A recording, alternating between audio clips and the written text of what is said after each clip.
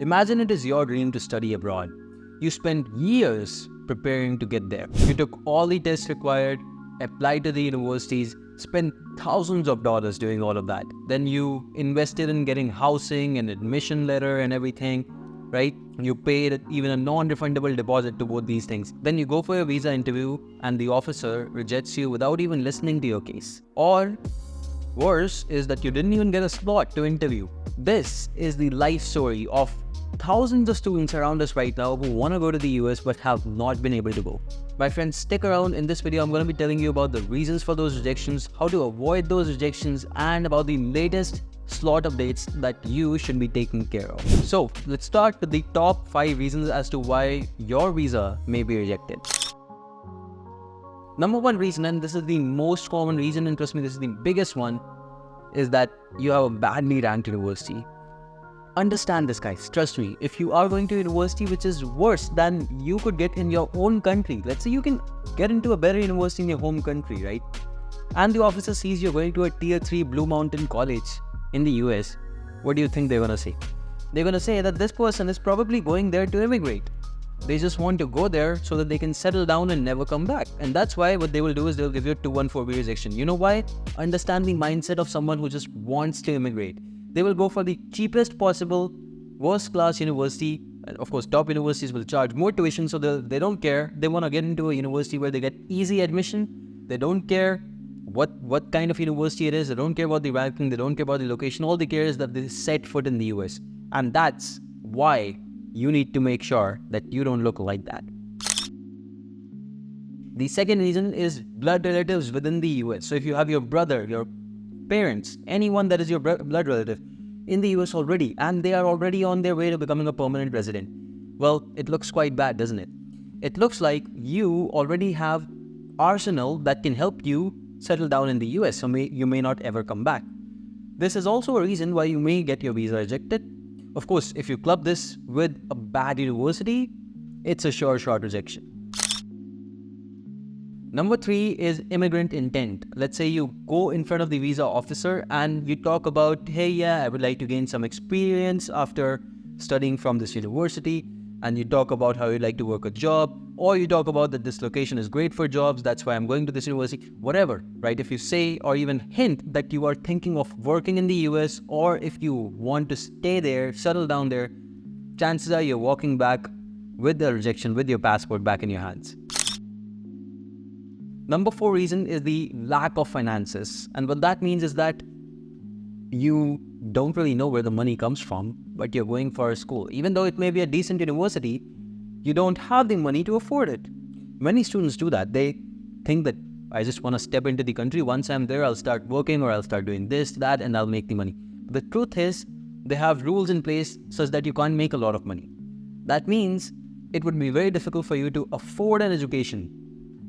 Manage your finances, give your tuition fee, manage housing. How are you going to afford it? If you yourself don't have a legitimate answer to that, chances are you can be rejected. Not every time does a finances question come up, but it does. I had a 40-second interview, and in that they did ask about my finances. They didn't go deep into it, but finances were a part of it.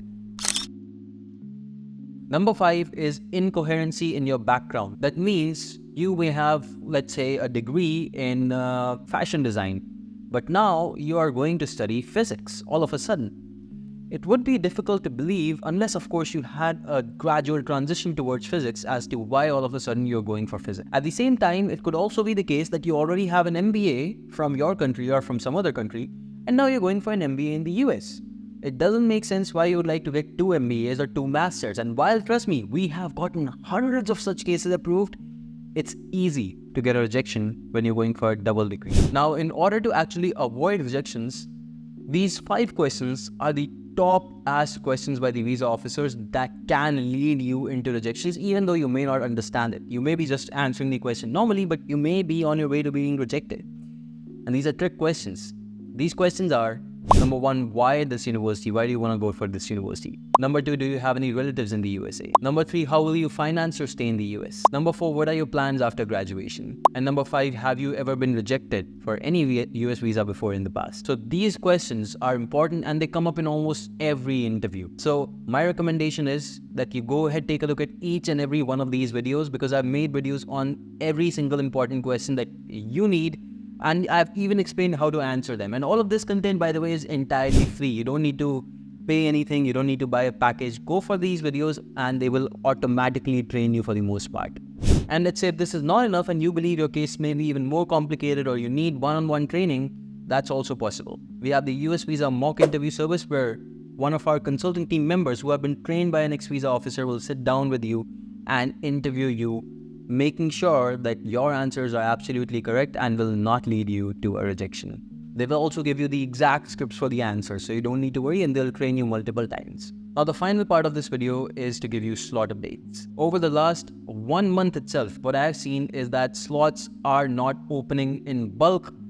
Whatever is happening is minor openings, that's all. So randomly at 3 a.m. and 2 minutes maybe, randomly you will see 3-4 slots open up at certain consulates. And that is a hypothetical time. It's not always at 3 a.m. 2 minutes. Could be 4 a.m. and 57 minutes. Could be 5 a.m. and 23 minutes. Could be 2 p.m. and 34 minutes. Depends. Every time it's very randomized and there's no specific time when they open up. But the openings are for both freshers and rejected candidates. That's for sure. The next thing is that the 352-day ban that we notified you about, we ourselves were the first ones to come out with this news. We're very proud of that because we are always ahead of the curve a little bit. We're always telling you what people are not telling you out there yet. But at the same point in time, we also thought that rejected candidates may not be able to go anymore because there's a ban. However, we are confident now that this ban may not have been implemented yet. That's why maybe it's also not mentioned on their website, because certain people who were rejected in November, December, take a look at their slots we booked, and 2 people have already interviewed who were rejected in December also, and we've gotten them approvals. And this is happening again and again and again. Total 35 people we have slots booked for. Rejected candidates as well. And freshers, we have about more than 40 slots booked in the month of December itself. And it's hardly been 20 days into the month of December. We're doing more and more as we speak. It takes an average of 2-3 weeks, but it's happening. And the slots are way less available as compared to the demand. If you would like to do something like that yourself or with your friends, monitor 24/7. Try to have hundreds of accounts, and I understand it's difficult. It may not be possible in every case. And if that sounds like you and you need my help, you can always WhatsApp me. You can connect with me and I'll see if I can take on your case and help you. Keep in mind that if your case is very close to the program start date, we may not always be able to take it on. I hope that this video gives you some impetus into what's going on and what you can do essentially moving forward. Our goal is not to push you towards another country or focus on a deferral, but to send you in spring itself. And worst to worst case scenario, if it doesn't happen, then of course we are always here to support you for fall. But make sure that if you get a slot, treat it with the utmost importance, because you should not get rejected because of any of those reasons above that I've explained. Thank you so much for watching this one. Follow me on Instagram. I'll have more updates for you, and subscribe to the YouTube channel where I give you a lot more information just like this one. Thank you and goodbye, and take care until the next one.